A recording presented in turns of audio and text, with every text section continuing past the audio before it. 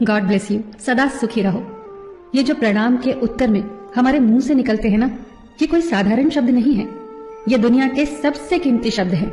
आजकल हम इन बातों को महत्व देना बंद करते जा रहे हैं, पर यकीन मानिए, जो प्रणाम के जवाब के रूप में आशीर्वाद हमें मिलता है या हम किसी को देते हैं, वो 100% चमत्कारिक शब्द होते हैं, बेशकीमती शब्द होते हैं।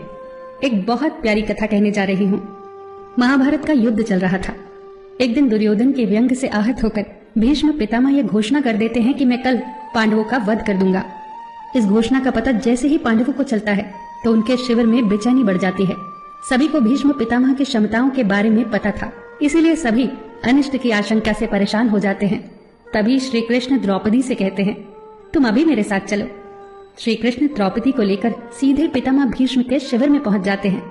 श्री कृष्ण स्वयं तो शिविर के बाहर खड़े हो जाते हैं, पर वो द्रौपदी से कहते हैं कि अंदर जाकर पितामह भीष्म को प्रणाम करो। जैसे ही द्रौपदी ने शिविर के भीतर जाकर पितामह भीष्म को प्रणाम किया तो पितामह भीष्म के मुख से द्रौपदी के लिए ये आशीर्वाद निकला, अखंड सौभाग्यवती भव।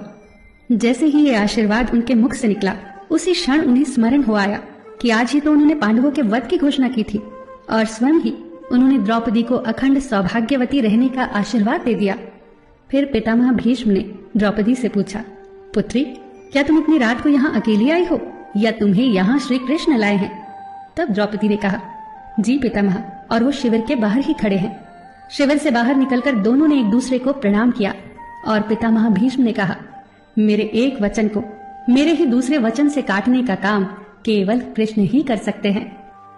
शिविर से वापस लौटते समय श्री कृष्ण ने द्रौपदी से कहा, तुम्हारे एक बार जाकर पितामह को प्रणाम करने से तुम्हारे पतियों को जीवन दान मिल गया है।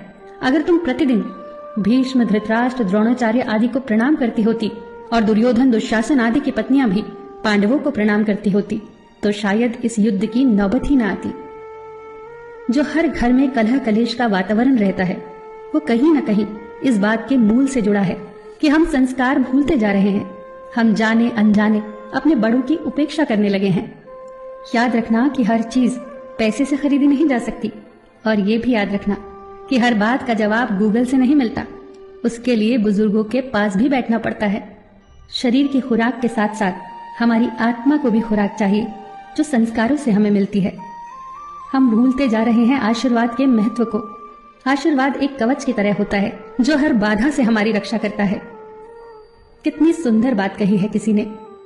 प्रणाम अनुशासन है, प्रणाम शीतलता है, प्रणाम आदर सिखाता है, प्रणाम से सुविचार आते हैं, प्रणाम झुकना सिखाता है, प्रणाम क्रोध मिटाता है, प्रणाम आंसू धो देता है, प्रणाम अहंकार मिटाता है, प्रणाम हमारी संस्कृति है।